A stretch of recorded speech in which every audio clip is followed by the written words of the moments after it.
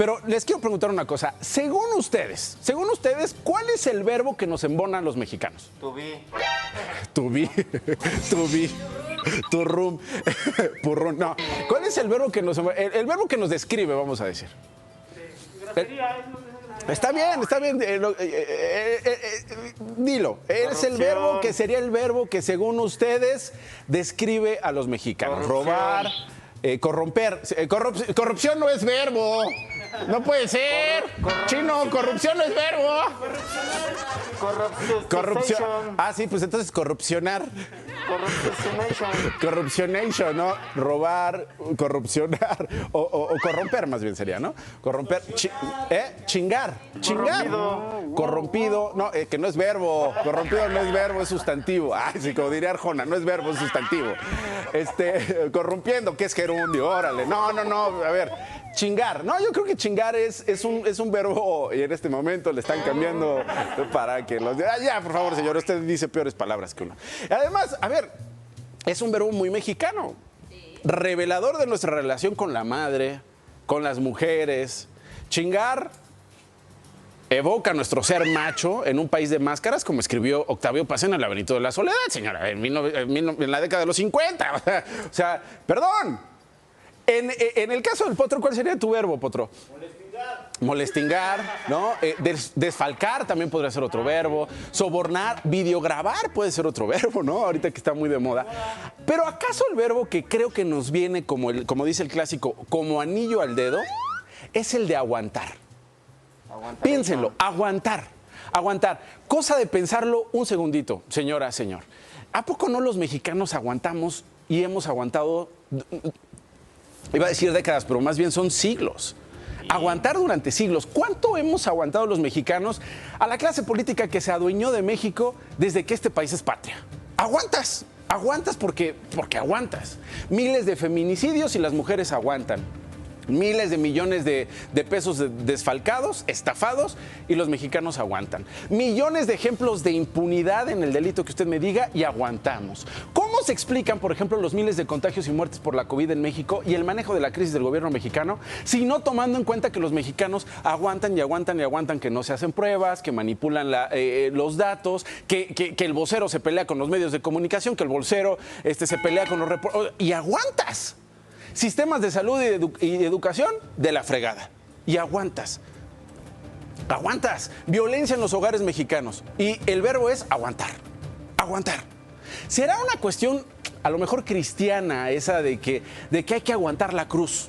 ¿No? Porque a los poderosos les conviene que tú aguantes la cruz, Chino, ¿no? Hay que aguantar las mentiras sin alegar. No digas nada. Oye, ve y calla. Oye, ve y calla. Aguanta. ¿No? Aguantar la corrupción. Aquí nos tocó vivir. Así es la cultura mexicana, ¿no? Digamos, aguantar la corrupción, las malversaciones, los abusos de los poderosos, de los poderes fácticos, porque así lo quiso Dios. Estos mexicanos. Porque así lo quiso Dios, ¿no? No puede ser. Y digo que nuestro inconsciente está influenciado a lo mejor por preceptos cristianos, porque parece que eso del sufrimiento, de poner la otra mejilla, de resignarse y del aguantar, son mandas que tenemos que soportar sin cuestionamientos. Te aguantas porque esta es la vida que te tocó, hermano. Si eres pobre, ¿no? Si te fregaron, si se murió en el hospital y porque, pues ni modo, así lo quiso. Aguanta, ¿no? Así lo quiso. ¿No? ¿Será por eso que parte de esos poderes fácticos, porque son los que están detrás, los poderes fácticos, que se adueñaron de este país, en el que en pocas manos se concentra la riqueza, en contraste con los millones de ojos que ven todos los días la pobreza en un país que además es rico, un país petrolero, un país con una industria turística impresionante, un país que recauda impuestos? Tiene todo. Sí. Tiene millones de mexicanos, tiene todo, incluidos más de la mitad de mexicanos en la pobreza. Y muy pocas familias con la riqueza concentrada, ¿no? Un país rico pero desigual. Aguanta. Entre esos poderes fácticos está la Iglesia Católica. En el país cuyo clero un día llama a este gobierno, ¿se acuerdan de Juan Sandoval Íñiguez, que hace unas semanas decía, este gobierno de la 4T es un gobierno de comunistas? Hay que destruir, ¿no? O sea, ¿cómo es posible que lo permitamos? Bueno, Juan Sandoval Íñiguez, quien siempre ve la paja en el ojo ajeno. ¿no? Y es que muchos de los que forman parte de ese clero, salvo respetadas excepciones, no hacen más que hacerse patos, digamos, gansos, para estar ad hoc con los tiempos, se hacen gansos, ¿no? Se hacen gansos frente a, por ejemplo, abusos sexuales de algunos de los integrantes de la Iglesia Católica. Fíjense, hasta el año pasado, en el primer trimestre, se reportaron a 152 sacerdotes católicos que fueron suspendidos acusados de pederastia. 152 suspendidos del negocio de la fe, porque para muchos la fe es un negocio, ¿no? Pero no todos enfrentaron la justicia, porque en este país hay diablos de segunda y diablos de cuello blanco y cuernos de oro consentidos que pues nada más son retirados del ministerio de la fe, pero no son presentados ante un ministerio público. Échenle el lápiz. Si en promedio esos 152 sacerdotes abusaban de 20 niños, Manolo, de 20 niños, entonces fueron más de 3,000 hijos, hermanos, sobrinos nuestros abusados por curas pederastas, por estos 152 curas pederastas, ¿no? Según el recuento del año pasado, sin contar a los niños que no hablaron, los que no denunciaron o los que siguen amenazando, aguantando, siguen aguantando. ¿Y por qué los seguimos aguantando? ¿Porque somos mexicanos? Esa es la explicación. Ahí les va otro ejemplo, otro poder fáctico, otro ejemplo de cómo los mexicanos aguantan. Ayer se dio a conocer un video en el que militares mexicanos ordenan un asesinato después de un enfrentamiento en Tamaulipas. La grabación, por la que les sugiero discreción ahí en casa, se realizó el 3 de julio. Ya la habíamos consignado a principios de julio, ya se había hablado de esta grabación. Es un enfrentamiento de la Secretaría de Defensa Nacional contra integrantes o presuntos integrantes del Cártel del Noreste en Nuevo Laredo, en Tamaulipas. El enfrentamiento ocurrió en la madrugada del 3 de julio.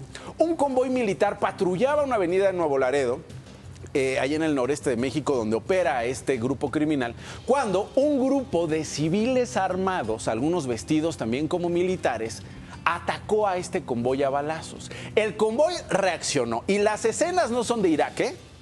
Son de México, aquí donde seguimos aguantando la guerra. Unos dicen una cosa y aguantamos que digan otra cosa en Palacio Nacional, en las oficinas de los gobernadores, en las oficinas de los legisladores. Pero la guerra sigue y la seguimos aguantando y además financiando una guerra que nomás no acaba. Una guerra en la que muchos inocentes han muerto. Una guerra contra las drogas que solo ha fortalecido a los grupos criminales y poderes fácticos como el poder político, que se ha encumbrado y que ha encumbrado a criminales a cambio de dinero. Porque el negocio de las drogas sigue, a pesar de que esté prohibido. Como que no les convino los abrazos. Como que no les convino los abrazos. Como que no entra en el modelo de negocio los abrazos, ¿no? Mientras en estos países la regulación de las drogas disminuyó la violencia en otros países, aquí la acrecentó porque está prohibida una regulación de las drogas.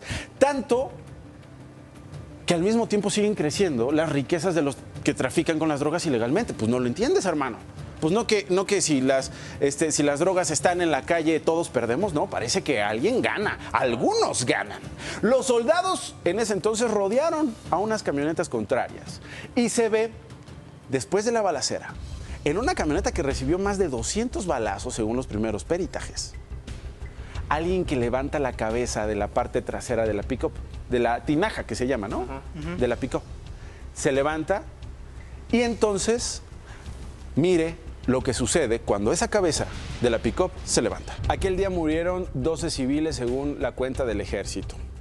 Sin embargo, surgieron 2 familias rotas que declararon que en la parte trasera de esa camioneta habría tres civiles que, según también las versiones de las autoridades, habrían sido secuestrados. Y esos 3 civiles fueron presentados como criminales miembros del Cártel del Noreste. Pues parece ser que no fue así. Los cuerpos fueron reconocidos por las familias y estos son 2 familiares de 2 familias rotas, de 2 familias que ahora tienen que aguantar. Pues nomás lo que queremos es justicia, limpiar el nombre de mi hijo. Mi hijo le faltaban 2 años para ser ingeniero. Yo creo que a México yo le estaba entregando hombres y mujeres de bien. Todos somos ingenieros. Aquí en este lado de acá estaba la unidad y estaba el soldado y me arrimé pidiéndole ayuda. Nada más me dio un billetito de 20 enrollado y me dijo el soldado, pida ayuda porque lo que le hicieron a su hijo no me gustó. Lo que están haciendo mis compañeros no es justo. Eso no se hace. En el caso del joven Garza, fue secuestrado cuando venía de ver a su novia. Estaba a punto de titularse de ingeniería. Fue acusado de ser parte del Cártel del Noreste y parece ser asesinado extrajudicialmente. En el caso del señor Tercero, se mudaron de Chiapas al norte, vivían en Tamaulipas. El señor empezó a buscar trabajo, sus dos hijos empezaron a sumarse en la búsqueda de trabajo, fueron secuestrados y al parecer uno de sus hijos habría sido asesinado en este tiroteo que le presenté. Le dieron 20 pesos. Un militar le dio 20 pesos, señor, tome 20 pesos, busque la manera, porque lo que hicieron mis compas con su hijo no se hace. ¿Aguantamos? ¿Aguantamos? No hubo justicia, no hubo criterio, tampoco hubo abrazos, puros balazos. ¿Por qué aguantamos? Esto es lo que dijo el presidente Andrés Manuel López Obrador el día de ayer. Y parece que hubo un herido, eso es lo que señala el periódico, y que se ordenó que lo rematara. Hoy mismo, en la mañana, di instrucciones al secretario de la Defensa para que se investigue, porque nosotros no vamos a permitir esas prácticas. Veremos, porque parece ser que los mexicanos tampoco vamos a aguantar.